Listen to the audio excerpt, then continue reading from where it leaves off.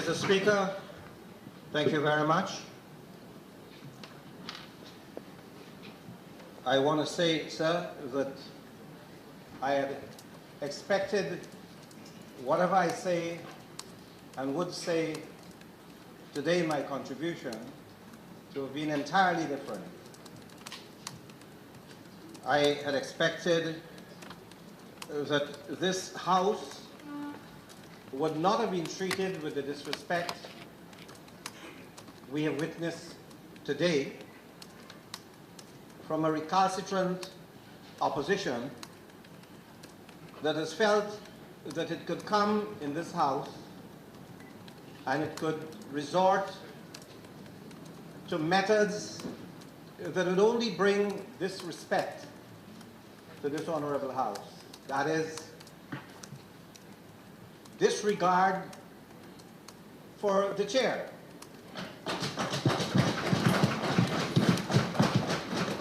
Presiding over a democratic National Assembly in which certain procedures are observed. And if it is that the Prime Minister, as leader of the House, should be the last speaker for the government side, then that should not be considered something unusual. And if the leader of the opposition decides that he or she, whichever would be applicable, should conclude the debate for members of the opposition, then he or she should be allowed to do so. But to use it as a pretext to flout traditional respect for the National Assembly, to speak in extensio on all matters that were irrelevant, all matters that were vexatious, all matters that were malicious and based on hearsay, and then walk out, it smacks of, for me, sir, as political cowardice.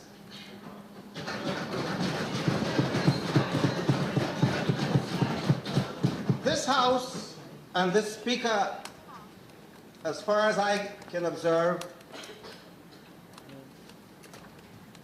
have muzzled no one. It happened last year. It has happened again. That the latitude that has been extended was for the member to speak, as we saw just now, for 1 hour 40 minutes. Perhaps 2? 2 hours? Stand corrected, sir. But for me, it seems to have been an endless harangue.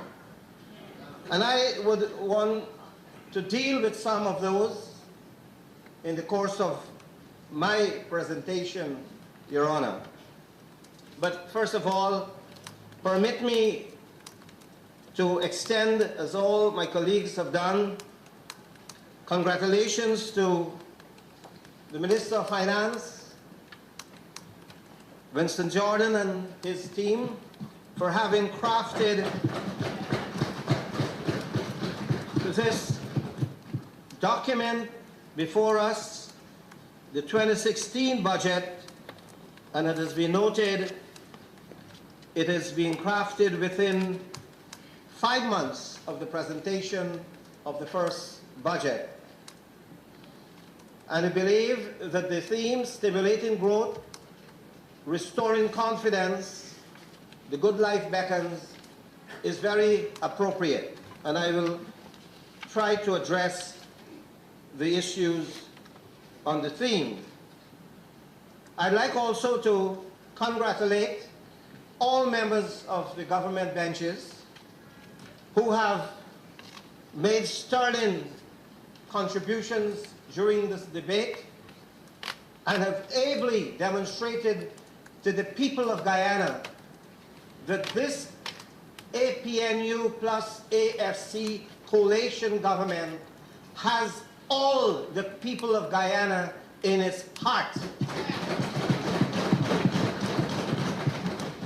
This government has sought to restore the faltering confidence of the people of this country, who have lost not only confidence in the leaders they have elected many years ago, 23 years ago, but they had wanted to restore confidence in themselves that they could go to an election and, given their right to make a choice, they could choose a coalition of 6 parties to represent them.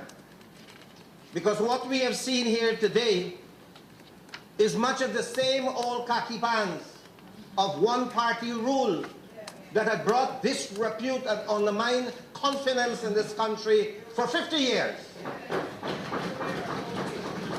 And in 2015, the people of this country said they have no confidence in one party anymore.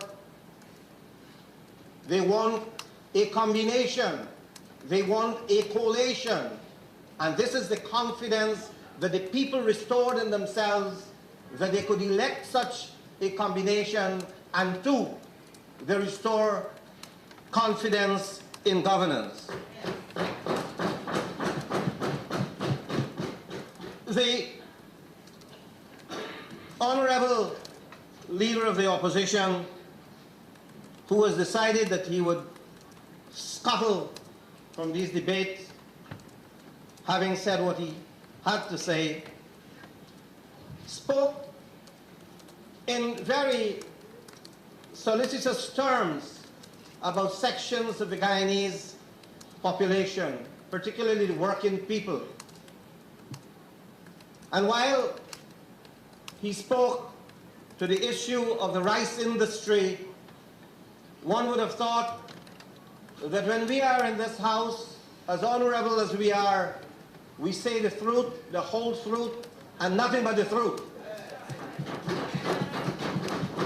That he would have known that the Petro-Caribe deal had floundered and prematurely came to an end while his government, the PPP, was in office, but they had not told the people, the rice farmers in particular, that the deal was coming to an end. And to try to situate rice, difficulties in the rice sector, particularly with the loss of the Venezuelan market and with the drought, at the footstep of this new government, it was nothing less but an untruth. It could not speak to what actually happened. And if he had been so concerned about the welfare of rice farmers, why shouldn't he have interrogated his own colleague, the head of the Rice Producers Association, who, according to the Minister of Agriculture, had signed to return $100 million taken from the GRDB. If they were so concerned, he would have had Mr. Siraj, the honorable member, return that money and give them to rice farmers to help them tidy over the difficulties. And that the $2.5 million a month that was paid over many, many years to the RPA could have easily been money that was given to the RPA to help farmers who were in distress. We tried, while we were in Essequibo, as representative of this government, to speak to the Land Survey Commission to see how payments for lease lands could be rescheduled. We have said, and everyone knows, that the rice industry is a private sector industry. It is not owned by the government. It is not owned by the state. And all a government will try to do is to allow certain facilitations to take place to help farmers. It has done so over many years. It has not changed. Where the government of the day would allow and help and spend tremendous sums in drainage and irrigation facilities, would facilitate the supply of fertilizers, but above all, it is the GRDB as an entity that is responsible for interfacing with the rice farming community and to ensure, in cooperation with rice farmers and rice millers, that their concerns are addressed. It goes beyond the remit of a government to decide that they will pay rice farmers for crops sold.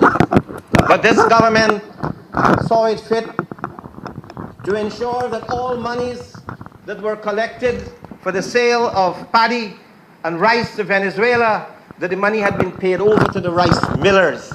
The farmers' concerns are with the rice millers. And while I was in Essequibo recently, I had cause to call a rice miller during our Meet the Public Day and ask that he paid a farmer who had complained and came to the meeting of non-payment for rice supplied during the last crop.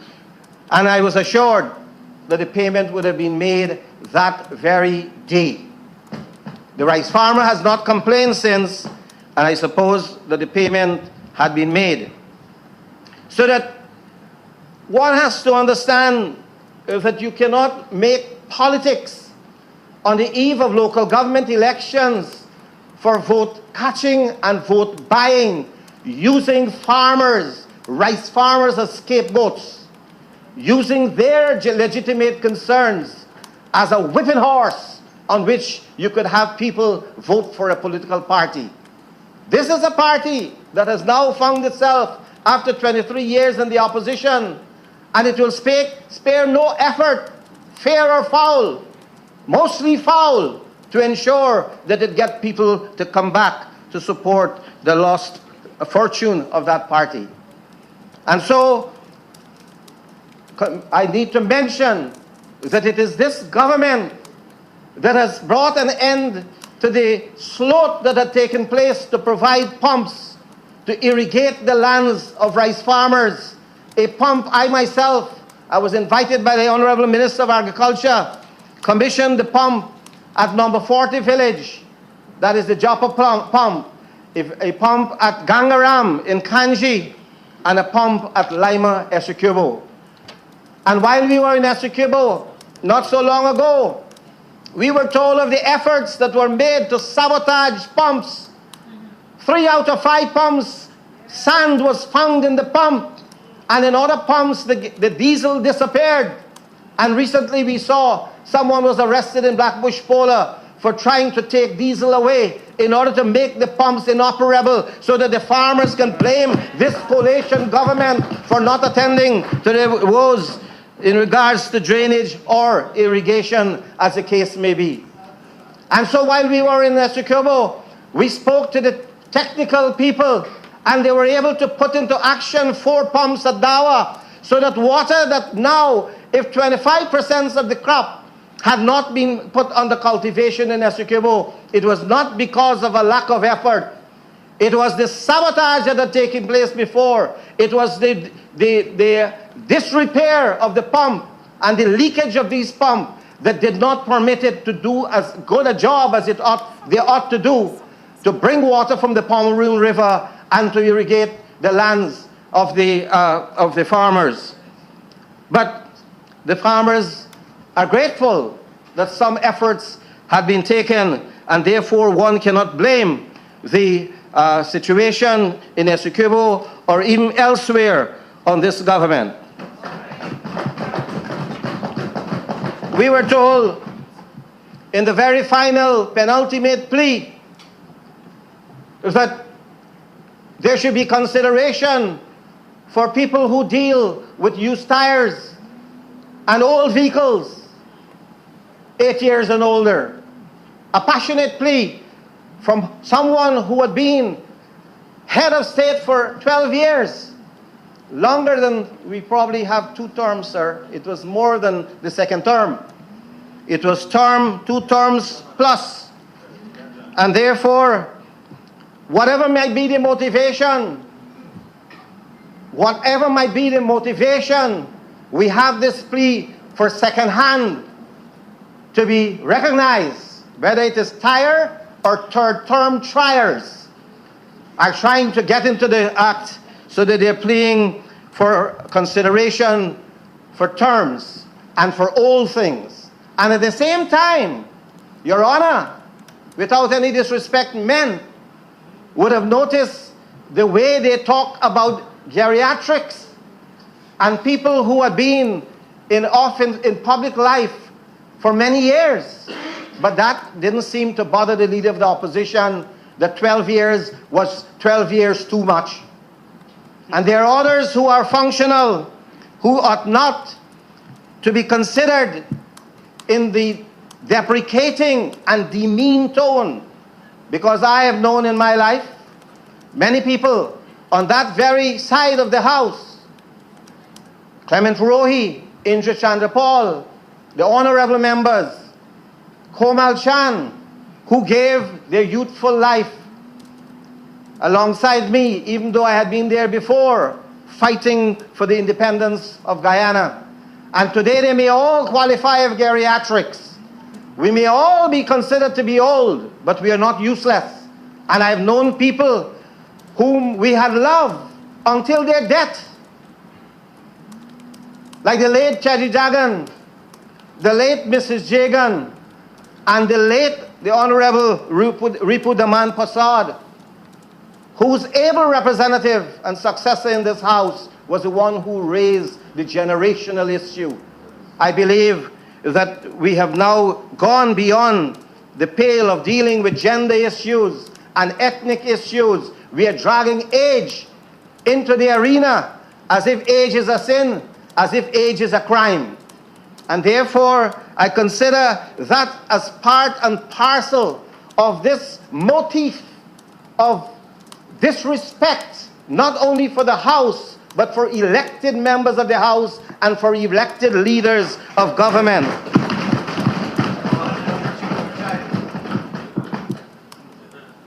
Sir, we were told that we are manufacturing excuses, that is the biggest industry in Guyana. But I know the leader of the opposition himself has been the one who started to manufacture. The biggest manufacturer was when he said that the 2015 elections was rigged. That was an excuse to justify the defeat. And when he realized that no one believes that, and that it was an insult to the intellect of the Guyanese people, that you could tell them that they voted openly and freely for a government of their choosing, and you turn around and say that they had committed a fraudulent act, he decided to make a self-confession, which is of course good for the soul, if you have a soul, when he said that they lost the elections due to their own arrogance and complacency. Yeah. But they lost the election, but they have not lost the values attached to them. And that value being arrogance and complacency, the arrogance shown here today, that you could say what you want to say, and like a little brat, you pick up your bat and you walk out, and you say there shall be no more game. But this game will continue. Game is on. We are told about this great love of our biodiversity, but we were not told that under the government, the former government, they have left the Iraqrama as a destitute, begging for finance to survive. The largest single biodiversity park in this country has been left to neglect. And yet we have the leader of the opposition telling this House that we are the ones not paying attention to biodiversity, that we ought to do more when they have left our Krama, which is a rich heritage for humanity, into the state where it is hardly able to function on the sums handed out to it. And on top of that, the arrogance was that we were trying to farm out, that was the word, to farm out intellect, to farm out to the intellectuals on the opposition side more work when we raised the issue, some issues here of sugar, that we need to have specifics on where sugar will go, and to have consultation if they have any ideas as to the future of sugar. We were told that that was an attempt by the government to farm out intellectual work. But I can say, if that is intellect we are looking for, no thank you. No thank you. Because that type of intellect is what was responsible for the pervasive poverty in Guyana. 40% of our people, by the time the PPP left office, the Jagdeo Ramatar regime had been under the poverty line. It was also responsible for the bankruptcy that we face in places like the sugar industry. $82 billion had its place in debt, and yet for all we are told that we should now go back to farm out to the intellectual who had brought the sugar industry into bankruptcy, to farm out to that intellectual a cure for the disease with which he had afflicted the industry and brought it into a state of paralysis.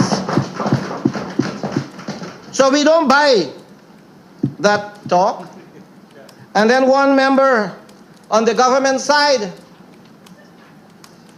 stated, looking at me and some other members, such as Vice President Kemraj Ramjatan, speaking to the issue of sugar, said that, where were we when Wales, the announcement for Wales was made? And he quoted Martin Carter, that the mouth is muzzled by the food it eats to live. But I remember that those same persons who are talking about mouth being muzzled, when they learned that Gaisuco was broke, that it had been indebted to $82 billion, they didn't say a word. Their mouth was muzzled. When they learned that the government then, on the Ramatar-Jagdeo combination, was going to shut down GAU and de-recognize the union, their mouth was also, at that time, muzzled. They didn't say a word. When Diamond was shut down, the factory and its operation was merged with Enmore, and workers were displaced. Where were they? The mouth was muzzled. So today, a corollary to Martin Carter is when you hear these people sing the song that we are doing nothing to save sugar workers' jobs and to protect their welfare, it is only, for me, a heavy dose of hypocrisy, because you couldn't want to defend sugar workers now, and you had not defended them when they were in most need of being defended. And so, sir, I believe, and I say this sincerely, that the agony of Wales worker is a genuine agony. I remember many years ago as a little boy in the quarantine, it's sometime in the 60s when I heard that Port Morant Estate factory was being closed. I can still imagine with my mind's eye this picture of darkness, this picture of dread, that people would have been displaced, because as I grew up as a little boy, all I remember was about sugar estate. Port Moran Sugar Estate was like the center of our universe. And later on, I was able to work close to the closed down factory. When I started to teach at the Quarantine Comprehensive School, the school was situated in the offices of the Port Moran estate. In the clerical staff buildings, I became a teacher. But I didn't see the gloom for long. People later on confessed that it was like a blessing in disguise, because all operations were shifted to the modern Albion factory, and workers who were still working in Port Moran could have the canes sent to Albion factory, and they were produced into sugar at lower cost. Greater efficiency meant greater rewards for the workers. And many of the workers who had been made redundant and they were given severance pay, they turned to what would be described as petty bourgeois activities, as shopkeepers, as cattle rearers, as fishermen, and many went into the Blackbush Polar and became very prosperous rice farmers. So that our biblical cord, umbilical cord, I said biblical, umbilical cord to the sugar factory and the sugar estate must not be considered as something that is unseverable, because sometimes when some doors are closed, others' opportunities are opened up. And so too, I believe for the workers of rails and their families, I believe that the agony of having lived all their life in dependence on a sugar factory and a sugar estate, that their agony is shared by many. And I still believe that efforts should be made to undo what had happened. That is, that the workers were not told in a timely manner about the impending closure. I still believe that we need to have conversation with the workers and their families to explain what opportunities are opened up for them and how the closure of the factory and the merger of its operations with IFLOC will affect their lives and perhaps make possibilities better for them. But I also know that I cannot accept the crocodile tears of those who came here to talk about the problems confronting the Wales workers and their families, because West Bank Demerara had the single largest cultivation on the peasant cane farming than anywhere else in Guyana. And I have seen that members of the then government, now the opposition, colluding with certain elements in the community to take away the Bellevue Cane Farmers Cooperative and take away their land and concentrated it in the hands of their friends.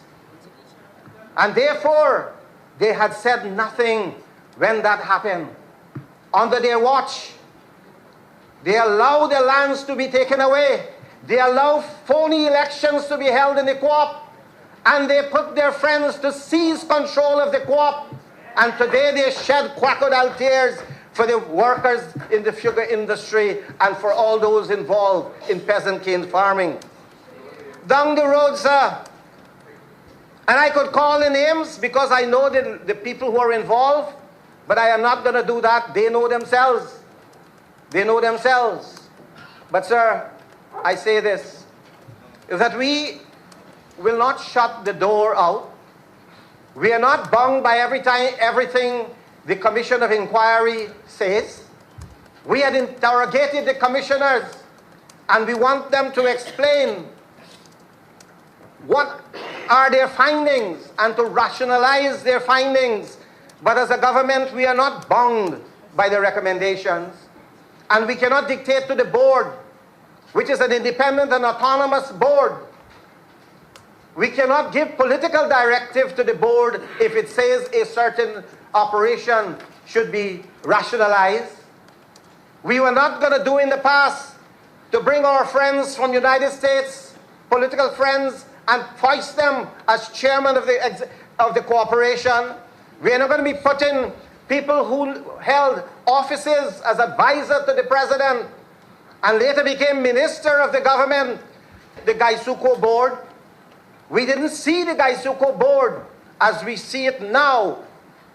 We didn't see it then nor now as an instrument of party political influence and diktat.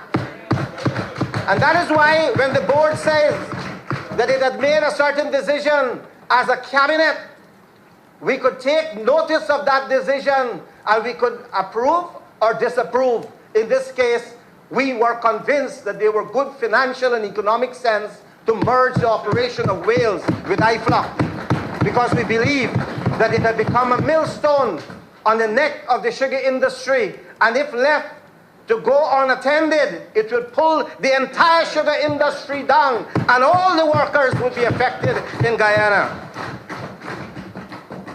And so, Mr. Speaker, for the leader of the opposition to come here and say that we threw the Commission of Inquiry report into the garbage, it is a further disrespect that he's showing to himself and to this Honorable House, because the Commission's report had been tabled in this Parliament and referred to a select committee, or will be referred to a select committee of this House for its deliberation and considered view on the recommendation. We don't consider this Parliament to be a garbage, and we don't consider any member of this Parliament, unless he chooses to become garbage. We don't feel that we could use that type of language.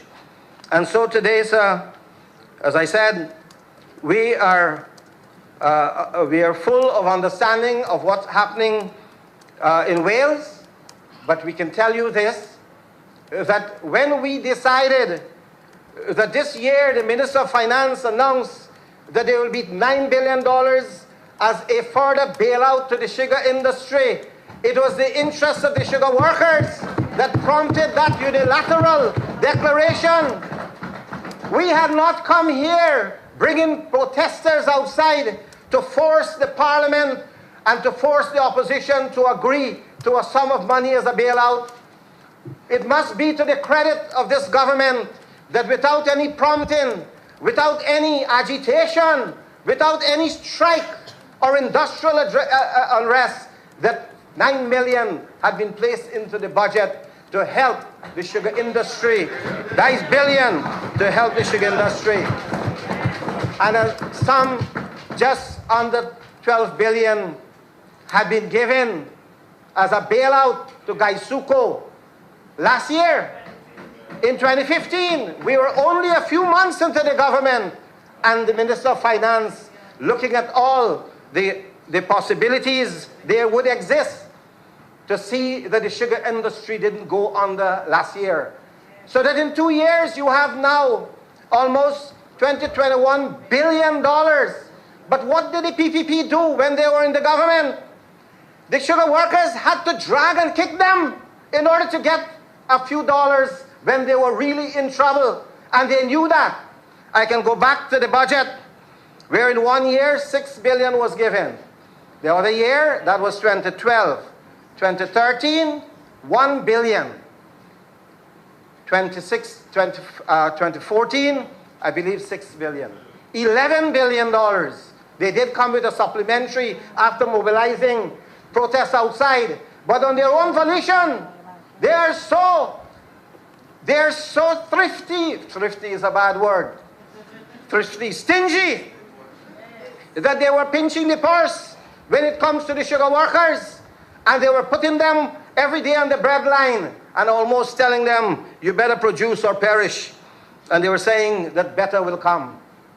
And they did not realize that the handmaiden for the destruction of the industry had in fact been the people who were trying to say that they are the savior of the industry.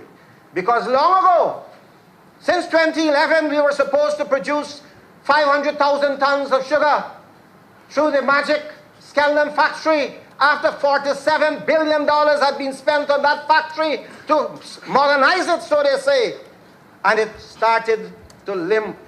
It started to sputter, and it couldn't produce the sugar even at a level that was produced 50 years ago.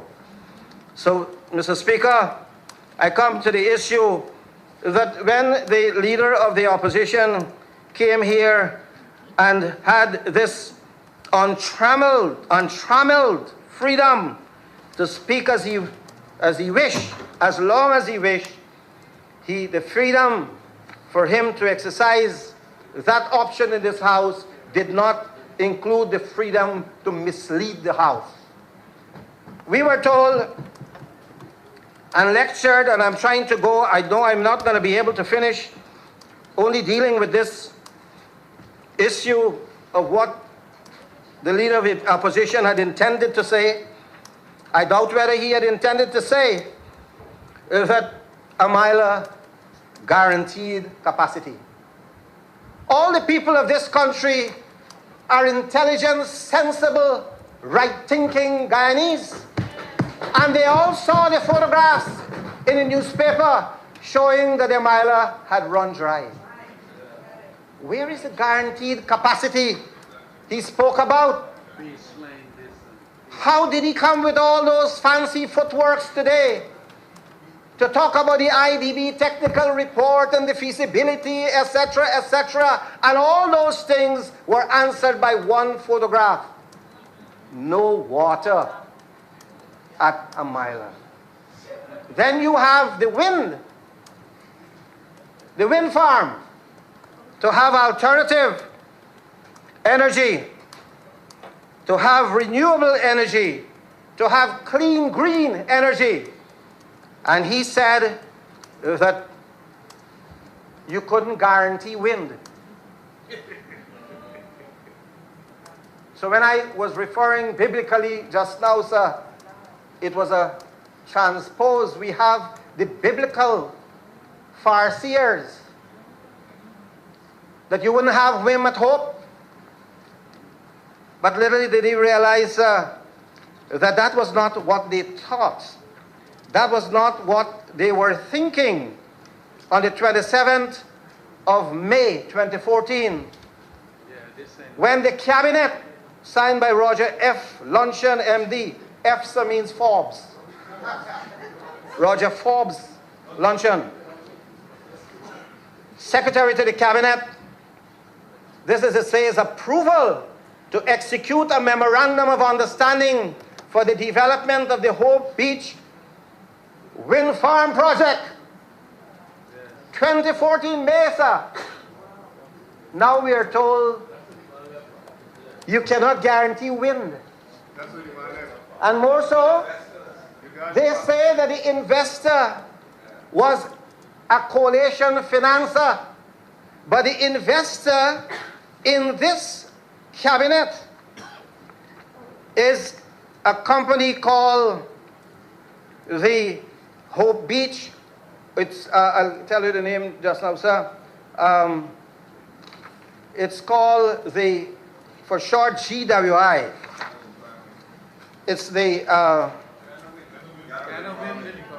Guyana Wind Farms, Inc. Guyana Wind Farms, Inc. And the director of that company is Mr. Lloyd Singh. So Mr. Lloyd Singh could not have been the financier this year of the APNU AFC when they had signed on to him. Cabinet noted and deemed acceptable the results of the review of the financial arrangements. They reviewed the financial arrangement. They knew that wind can work and wind is available. They know that.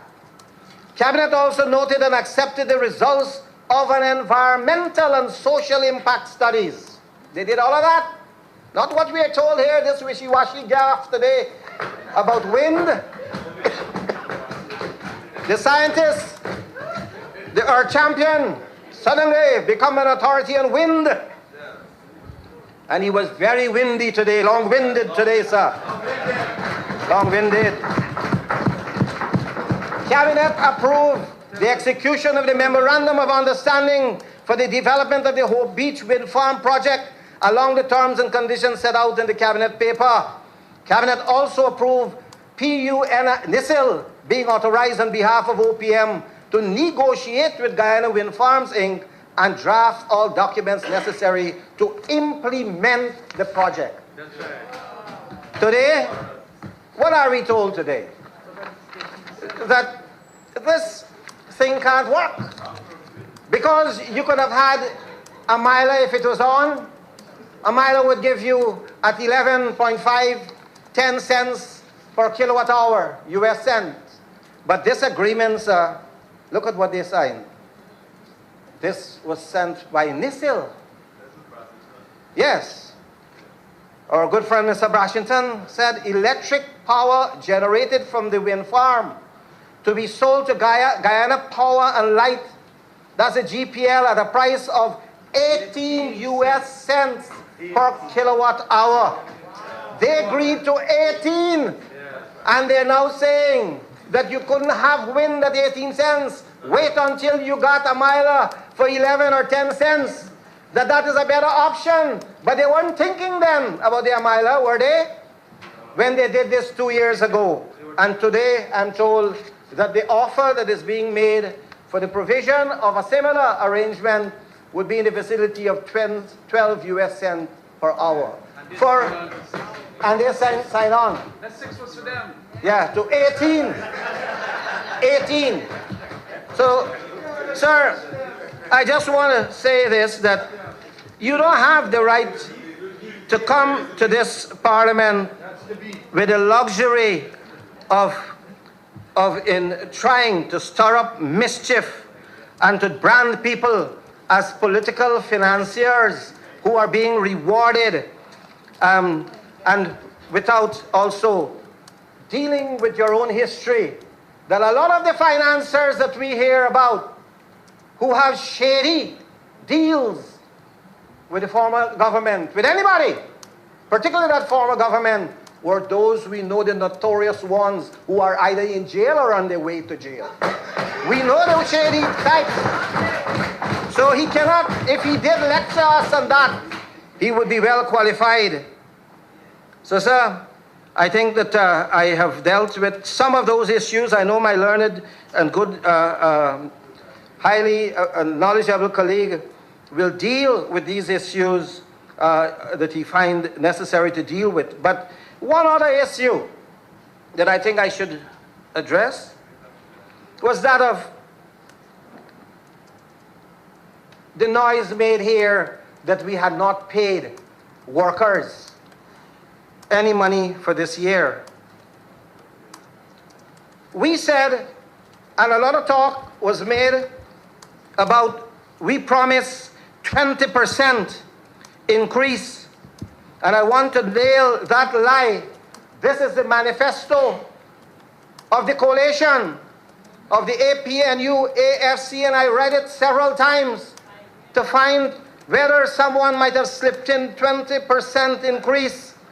And all I find here was a reference to wages, that there will be payment of, and I read the page 22, employment maximization, inequality and poverty reduction. It is said that the AFC, APNU, AFC in government will award a 10% increase on the total public sector wage, salaries and emolument bills, and thereafter consult with their unions on the method of allocation of increases on the wage scales. This is in keeping with our new approach to industrial relations. It is expected that this could trigger a new era and further reforms in industrial relations in the public service.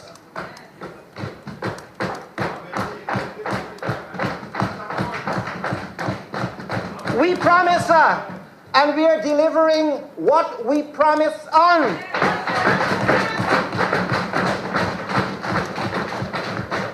But I remember going back to 1998, 1999, the same advocate, the primary advocate that you should pay 50% wage increases to public servants. I was in the cabinet then when I argued vociferously for 12% interim payment to be made to public servants. And my friend, under the doctrine of affordability, this was his position, allowing a strike that could have been avoided in 5 days to cripple the country for 55 days. He said 4.5% increase, no negotiation, no arbitration. 4.5% that I fought him down as an insult to the working people. And then later on, I was asked to intervene, and I had discussion with the late Waddell at the seawall to communicate to the unions, because communication had broken down, that the government was prepared to throw in 100 house lots and certain duty-free concessions for cars to certain categories of public servants to cushion the hard blow of the Jagdeo medicine for public service in 1998, 1999. And then when I was sent to speak with the Trade Union Congress, to Mr. Lincoln Lewis, to influence the strike to come to an end, he was there when I was authorized to speak with Lincoln Lewis, and he went subsequently, after I got Lincoln Lewis to go to television to call off the strike, or to make a call to call off the strike. He turned around and said that I had disclosed to the TUC secret information on how much he was going to pay.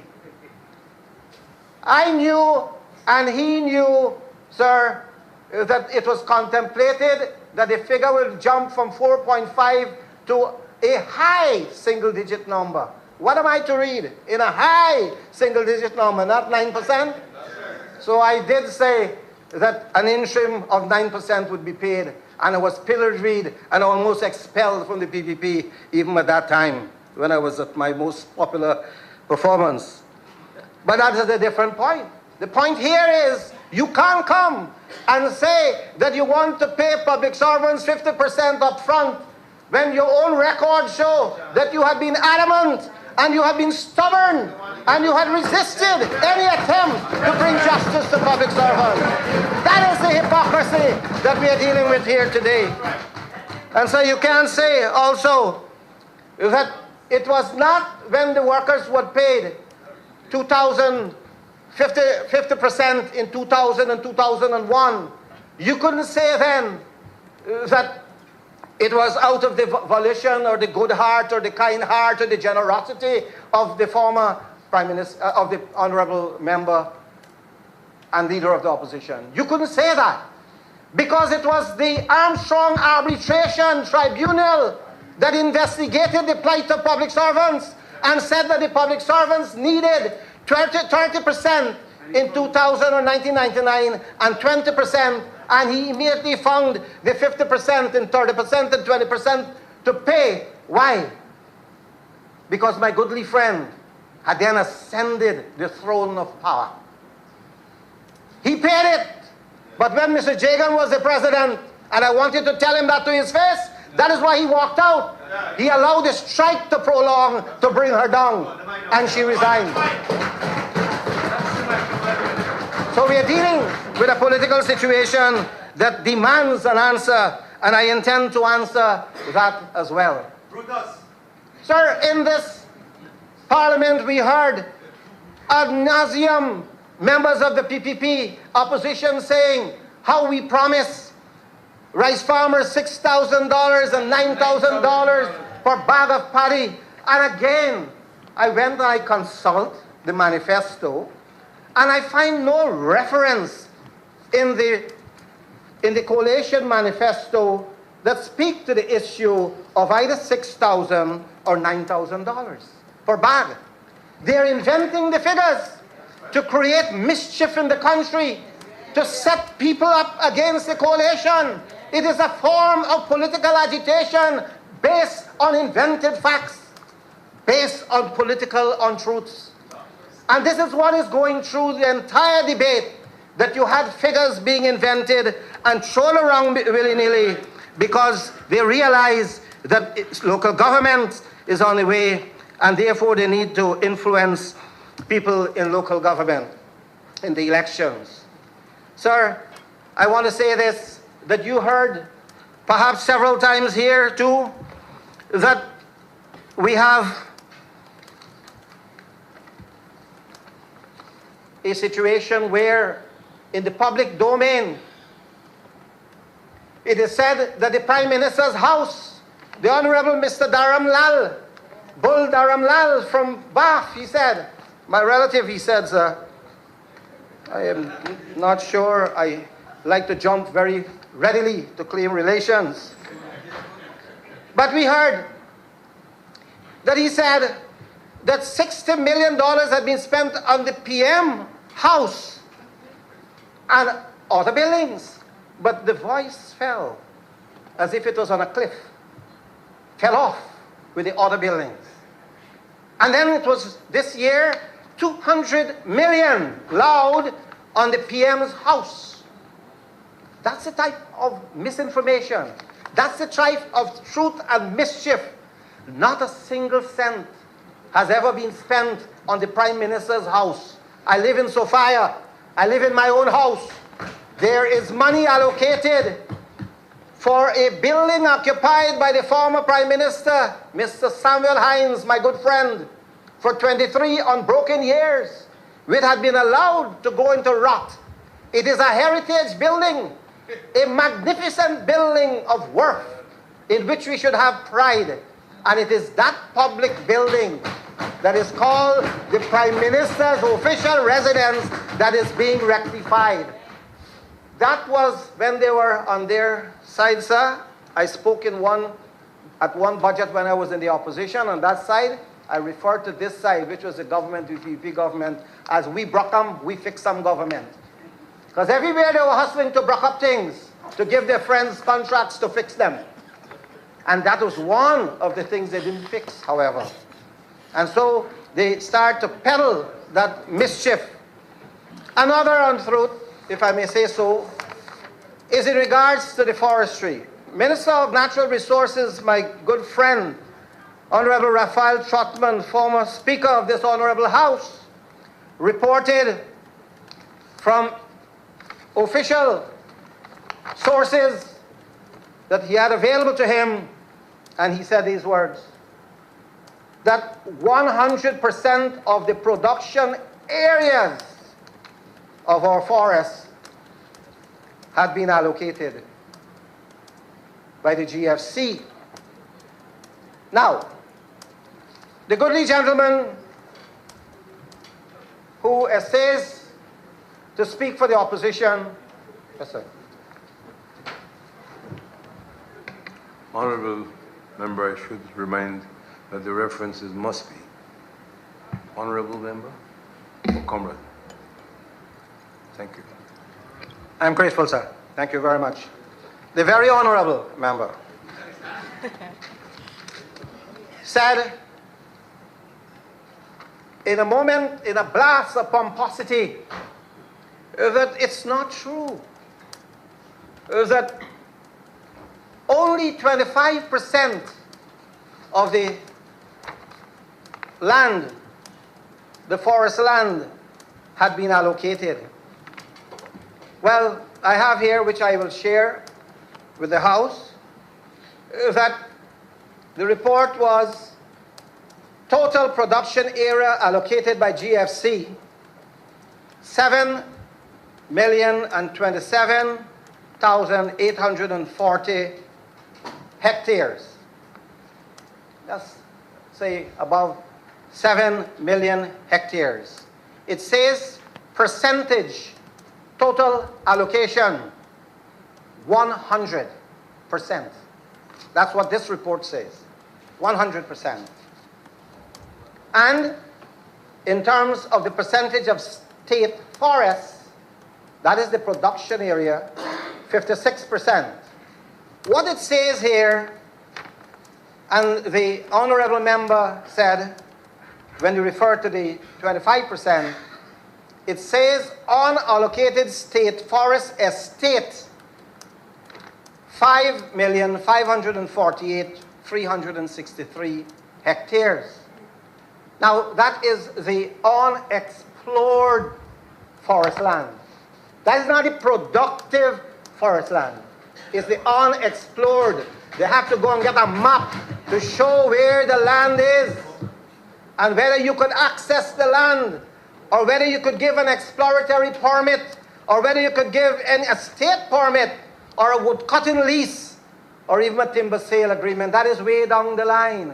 You have to first go and find it, explore it. You have to perhaps inventorize it, and then you go to that state. But in terms of what the state of play is, it is a productive land that they hived off, 100%. All of our precious forestry land. And that is why this House cannot be a victim or a hostage to political deception. And they could walk out on me because they know I will do exactly that I'm doing now. I will unmask those who try to deceive the Guyanese people. I will do that all the time. And I'm not troubled by walkouts. That is the least of the behavior I would expect of leaders who want to lead people, to turn away, to run when you are faced with the truth. And that is why you find, when Your Honor was trying to suggest that the Honorable Minister could have all the time he probably would need, with such great magnanimity, such great generosity, he has said one word, Amerindian. And yet for some strange reason, he pulled back the word Amerindian as if it was a bad word and said, I will move to something else. You know why? Someone whispered, that matter done with. So what was that matter? Amerindian. We were told, and the Honorable Vice President, Minister of Indigenous Peoples Affairs, Sidney Alicock, exhibited a cabinet document that showed that it was never the intention of the PPP government to pay the CSOs beyond May of 2015. March. In April, a cabinet decision froze the retention, froze the subsidy.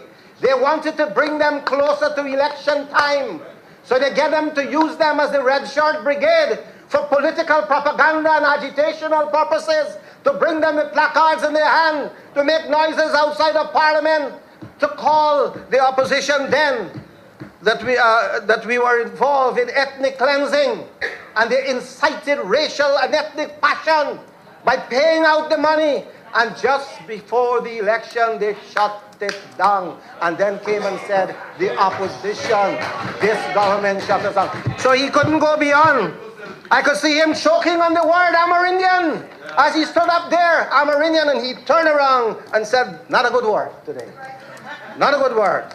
Because you can't mislead and fool Amerindian people that you are on their side, and you decide to shut their life down.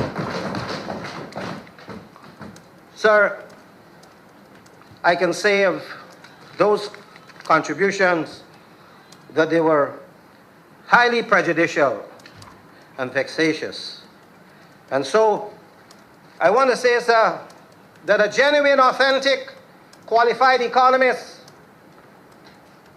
Dr. Taran Kemraj, writing in Stabrook News, Wednesday, February 10th, 2016, had this to say, and I quote, my reading of Budget 2016 suggests that Minister Jardine has his eyes focused on the long term, which might have, on the long term, He was asking about the vision.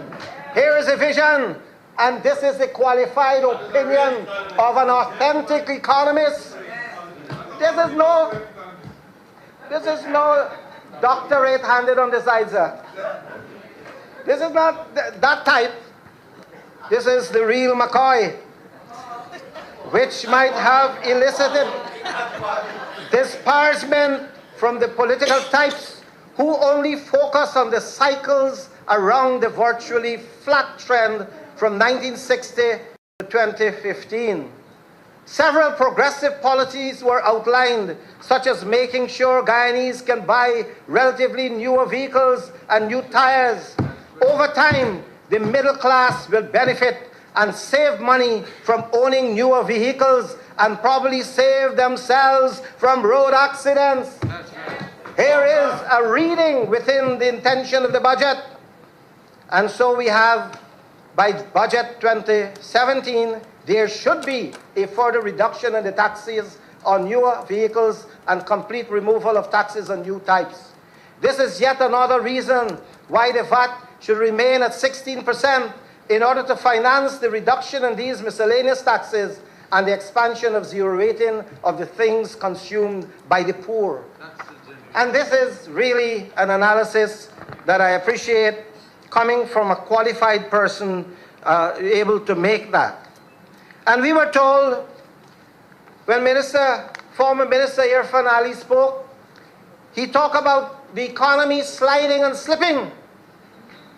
And he essayed to give some statistics of the economy sliding and slipping. And he said that when in 2012 there was a growth, a reserve, the foreign direct investment, he said, was 363. I tried to check the figure of 363 million, and I couldn't find the 363.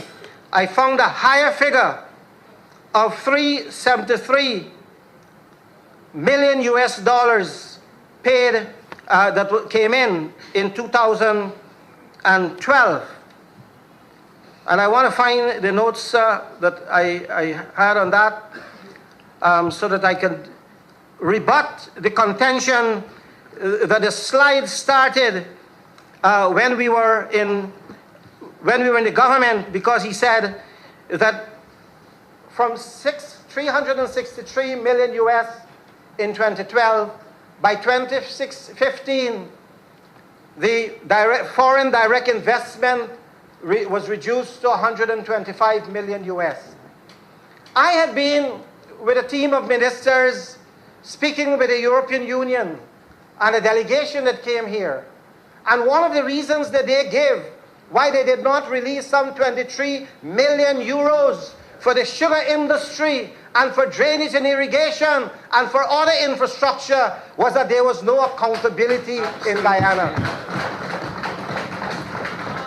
What had happened is that in July of 2014, when confronted with a no confidence motion, they decided, the PPP government, not to hold parliament.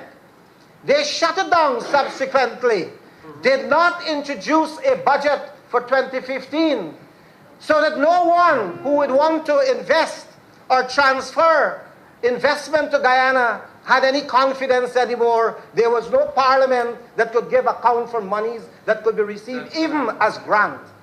And so they were the ones, the handmaiden of the decline of investment. They set the stage for it because in 2014 it dropped from 373 million to 217 million US. The slide had started long before we came into the corridors of power or in office.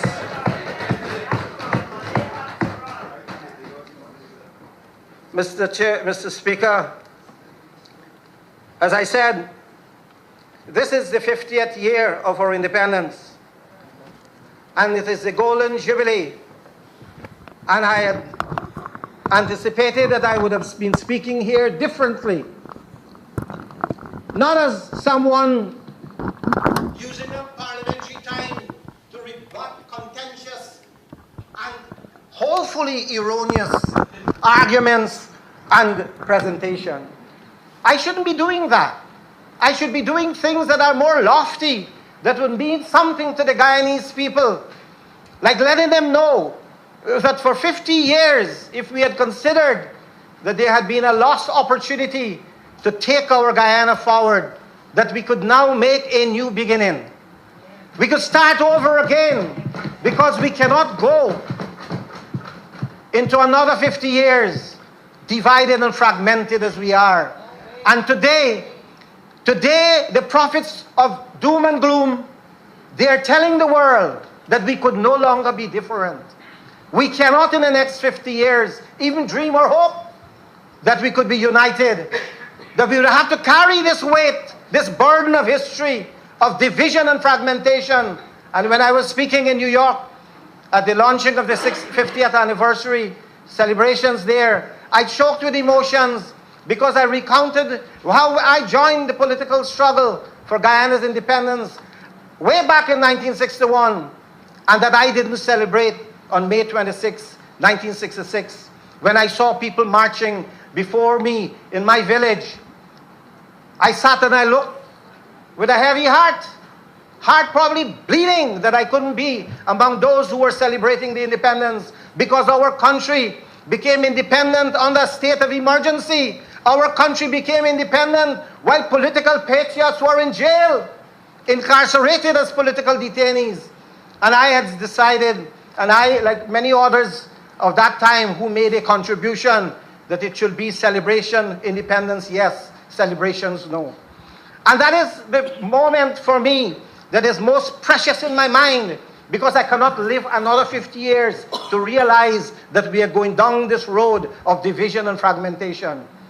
And so today I had hoped to make an appeal and to once again offer the olive branch, that we could have national unity, that we could have dialogue, that we could have the experience, as one member on the other side said. And I should congratulate Honorable Member Clement Roy for what he said, is that they have experience, and they were there, they saw it, and we have to share from their experiences, because life is not what it starts to be. Life is a continuation, a continuum of experience, and we reject the bad, but we embrace the good. So that when the golden arrowhead was flown on the 26th of May, 1966, and Cheddi Jagan and Forbes Burnham, two arch enemies, they hugged and embraced, that Guyana was free at last. It was the dream of the first native people, or first people who came here, that one day they could say that Guyana is my land. It was the dream of the first slave that came here in chain, the first immigrant that came here as a bonded laborer. It was a continuation of that dream, so that it didn't matter that Burnham ruled Guyana for 2 decades, or the PNC. We don't throw away the Demerara Bridge because it's a Burnham Bridge. And even if we were to style the Burmese Bridge, the Jagdeo Bridge, it didn't mean that people belonging to the PNC should say we're not crossing there. We have to live the fact that life in a dialectical way continues, and we will have to build upon what we inherited. And there's no shame in that. And we are not thieving anyone's intellectual property, because when they were elected to office to conceive and to implement plans and programs and projects, it was to implement what the people elected them to do and pay them to do. And therefore, they have to leave that for the people, and other leaders more worthy than them would take up the task of implementing them and make sure that they are done so fruitfully. So today, sir, I had intended that I would refer to the speech I made in New York, in which I said that the story after independence was how to heal that division, how to quell that fear, how to build and achieve unity and social cohesion. The goal of unity has proved to be elusive, though not from a lack of effort by many leaders to achieve it. When it had appeared that we had drifted astray into the side alley of authoritarianism, a call during the 1970s for a national patriotic front and a united government was a step in the right direction. In the 1990s, when civil society joined with one of the major political parties to form a political civil alliance, it was another move in the right direction. But that movement was also short-lived, and the promise of national unity became delusional. And when after over 20 years of one-party rule, 6 parties came together to form a coalition and became a broad-based united government, it was an unprecedented leap into tomorrow from the divisive politics of yesterday. I say this now in the House for the first time, that one of the persons who had given hope that we could enter coalition politics, for whom credit has not been given, is a man named David Otter Granger.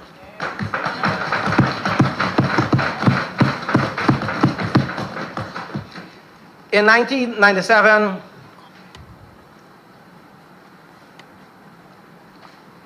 after we had seen riots in the streets,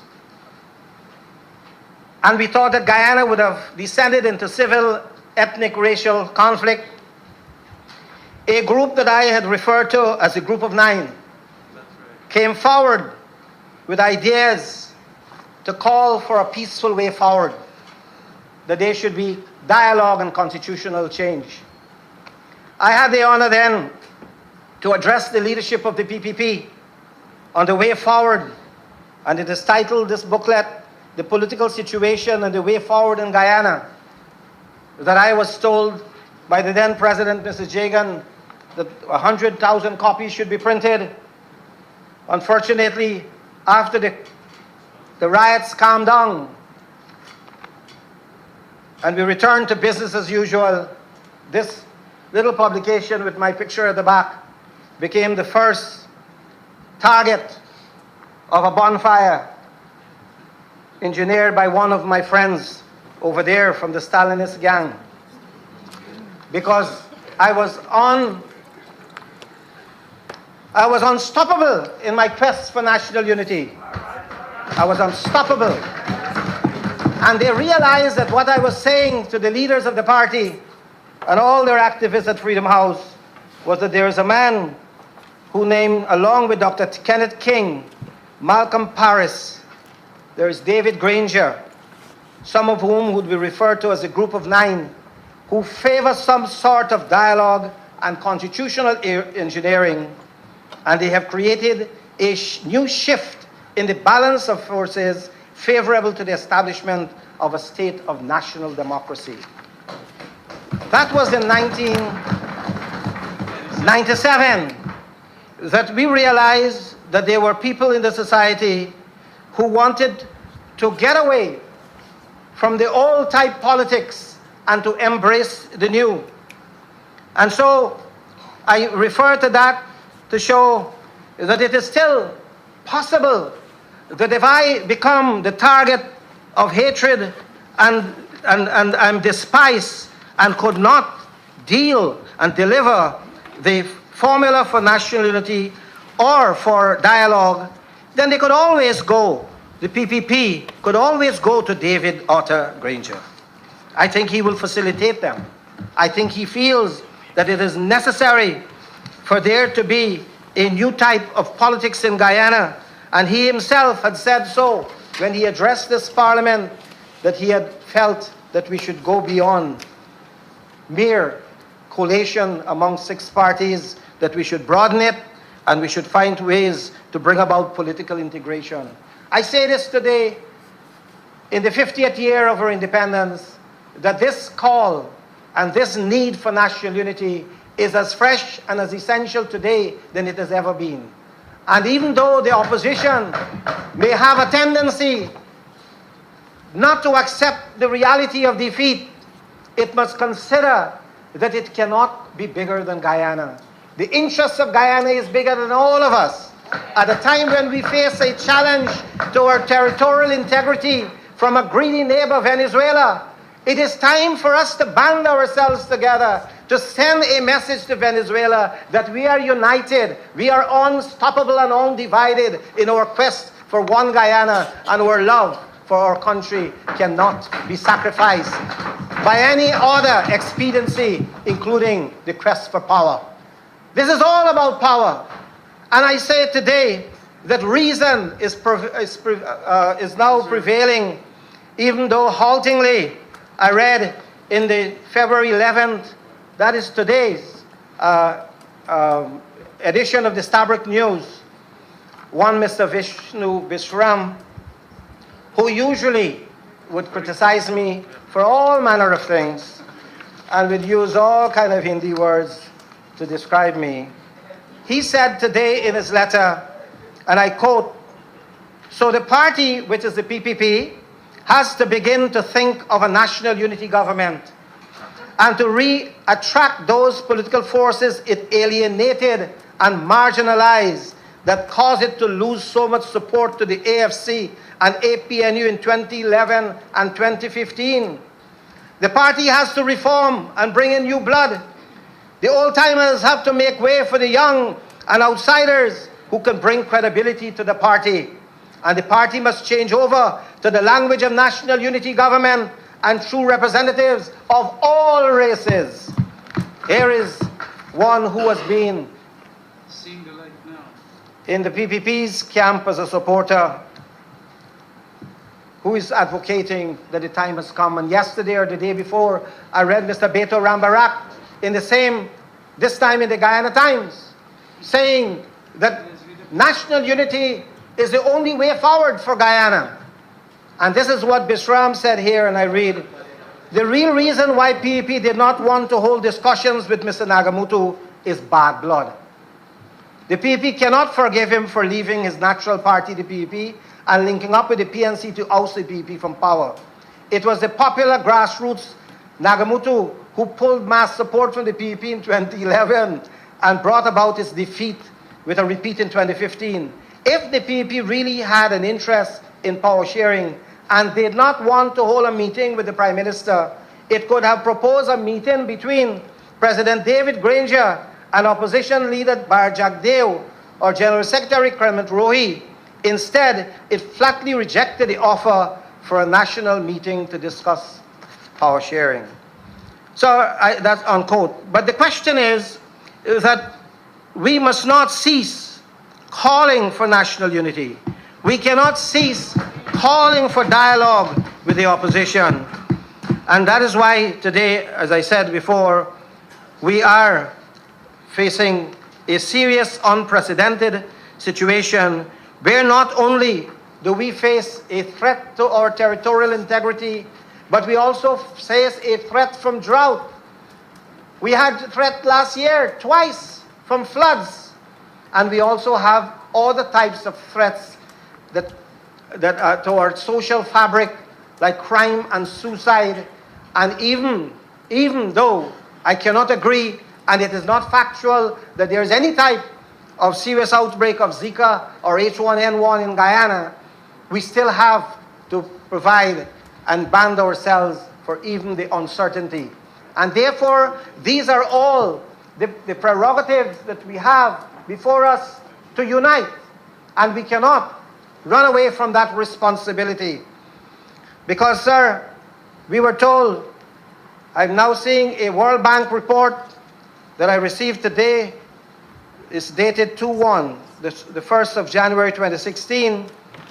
It says that Guyana is a low-income country and the third smallest country in South America after Suriname and Uruguay, with about 800,000 inhabitants. It is the third poorest country in the Western Hemisphere. It is the third poorest country in the Western Hemisphere after Haiti and Nicaragua, with a per capita GDP of approximately $3,763 US.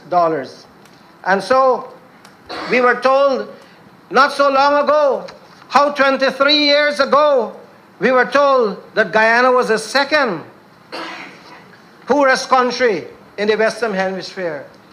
And now that was in 1998. 26 years after, we are told that we simply crawled up under the champion of the earth. We crawled up one place more, and that is it was good reason for jollification. We are so proud that we are making it one at a time out of 180 or 200 countries. And we are proud that we climb like a snail, one step higher.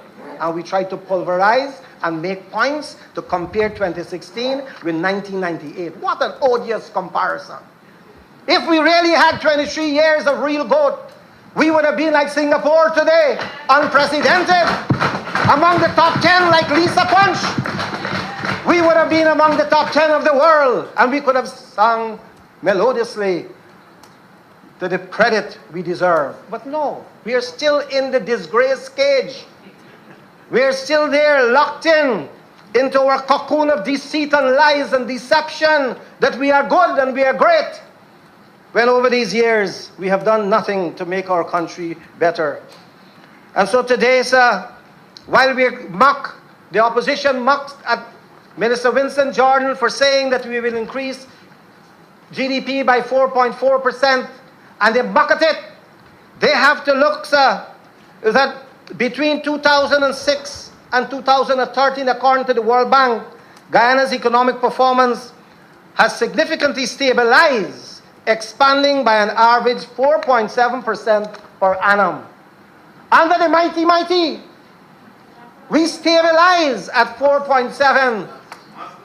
The Master Blaster, and when we got Winston Jordan, the honorable member, say that, listen, we're going to start over. Things didn't happen the way they ought to have happened, but we'll get there. 4.4, it was mocked at. But let me tell you what, the World Bank, under the former PPP government, under the financial wizard, Ashley Singh, where is Ashley? They said real GDP growth slowed in 2014. Remember? Yeah. I said the slide from 373 million US foreign direct investment US slide to 217 million US dollars by 2013. Now they have real GDP growth slowed in 2014. It was 3.8. reflecting the softening in global commodity prices, including gold and bauxite. If it was valid then that you could consider that 2014 it slowed, at least when I said I will address the theme, restoring, stimulating growth, that the way you improve on slowing down is to stimulate. Stimulate means to give it energy, re-energize the economy. And that is why this document is such an important guide for our economic development.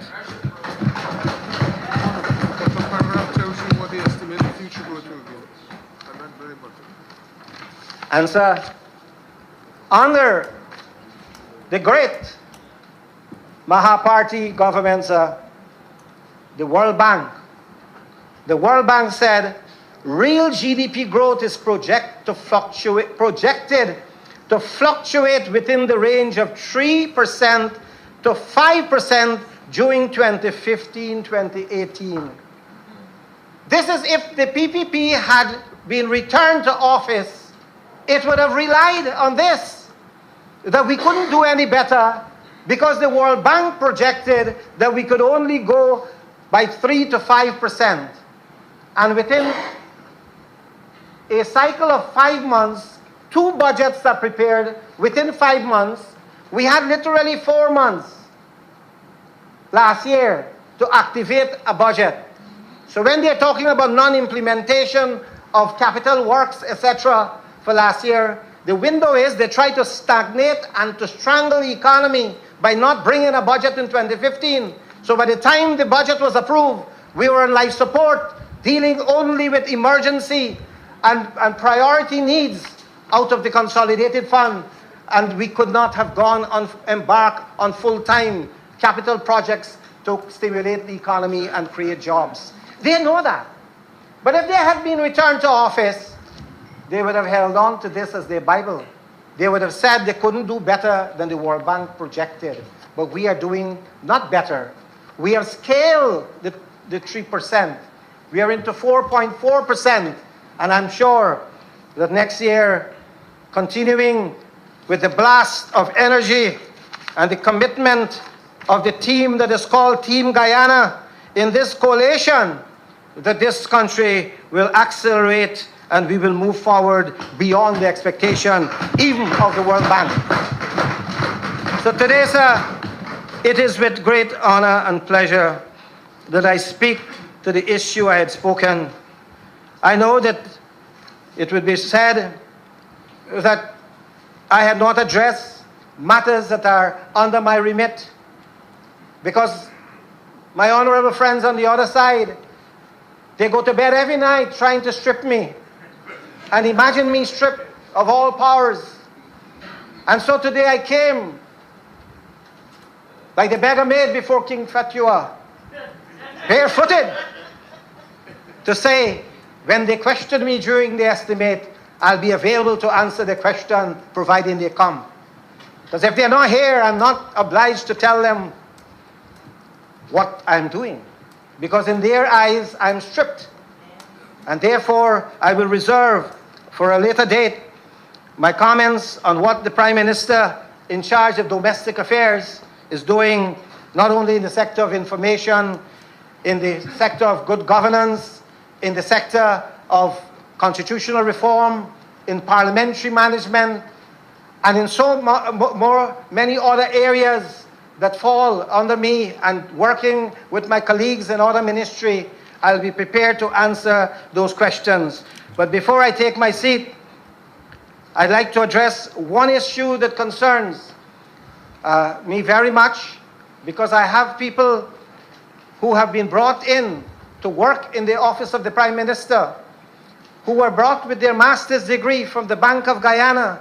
Others came directly from other institutions with degrees. Some of them are very highly qualified. I heard the good Right Honorable Bishop Edgell referred to them as parasites, that I had taken on an addition of 11 staff and put them on super salary. No one is working like the fat cats for $1 million. There's no one in my office who has got a super contract. No one is on sinecure appointment, having gone through their political life and is just provided a job for political purposes, political patronage. There's a group of highly skilled, professional persons who have come on board to help the Prime Minister. Because the former Prime Minister, sir, I have the figures, between 2010 and 2014, we had the figure of about $30 billion voted for a Prime Minister to do capital works. Billion. And he didn't have the staff. And I was trying to find the staff who would be implementing the rural electrification program. And then I was told that the staff were paid for by NISIL. So they parked the money inside the Prime Minister's budget, $30 billion over the years. But the Prime Minister didn't have staff to supervise the allocation or the implementation of the money. And I'm asking the Finance Minister to take serious note of what I'm saying today, because I've discovered this just because of the comments that were made, branding people in my office as parasites. I have decided to investigate what has happened to the budget that was given to the Prime Minister, the former Prime Minister, and then I stumbled that my ministry was perhaps the Cinderella ministry of all the ministries, with just above $600 million. And I realize that having this situation, that you had 20 persons or 23 persons working in a staff that presided over $30 billion from I have the years here, from 2011 to 2014, $30 billion with a staff of 17, something was definitely wrong in the state of Denmark. And the employment cost was hidden in the audience tables of Denmark, because they will say it didn't happen here. And then, sir, also, I must say this, that we came in just the other day, and we were told, how we should have been fixing all the problems that happening in Guyana simultaneously. And as I said to the people of Guyana, you're intelligent and you know that a government that is hardly 9 months old, you don't deliver a child in 9 months. You probably 7, some 9, but full 9 months is what you need to have safe, healthy delivery. Question is, we are not even 9 months, and we are branded with a brand that says, fix it, fix it, fix it. We got a brand, and we have to say to the people of Guyana that it is not only unreasonable, it is laughable, because we know that in 5 years, the PPP budget, if you total up their budget, it came up to $111 billion. We just came in 5 months. They have to account for what they did with $911 billion. We can't fix it because they took the money. And their 9/11s, their 9/11 ended on May 2015. But before they left, they blew up the twin tower of democracy, which is accountability and transparency in Guyana. So that we can't fix the mess. They left because they collected the money and they walked with their 9/11. Now we are starting over from ground zero all over again, and we can't be held accountable for the damage they had done in the past. So that today, sir, I believe that this second budget of Winston Jordan and his team gave us hope, gave us some energy that we are on the right track and that we have a mission to complete. Even despite the obstructionist behavior of the opposition, we shall move like the elephant, undeterred, even by the barking and the yapping of the dogs at our heel. Thank you.